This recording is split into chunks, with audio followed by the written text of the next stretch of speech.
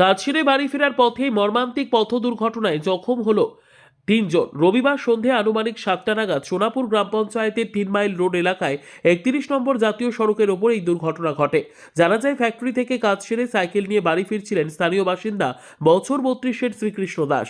সেই সময় পেছন দিক থেকে দ্রুত গতিতে আসা একটি বাইক সজোরে ধাক্কা মারে তার সাইকেলে। এতেই 3জন জখম হন। তাদের মধ্যে একজনের অবস্থা আশঙ্কাজনক। স্থানীয় বাসিন্দা সহদেব মণ্ডল জানান, ধাক্কার জেরে সাইকেল আরোহীর রাস্তার পাশে থাকা ডিভাইডারে ছিটকে পড়ে যান এবং জ্ঞান হারান। দুর্ঘটনায় বাইকে থাকা 2জন আরোহীও জখম হন। ঘটনার পরই স্থানীয় মানুষজন তড়িঘড়ি উদ্ধার কাজে নেমে পড়েন। আহত 3জনকেই প্রথমে চোপড়া প্রাথমিক স্বাস্থ্যকেন্দ্রে নিয়ে যাওয়া হয়।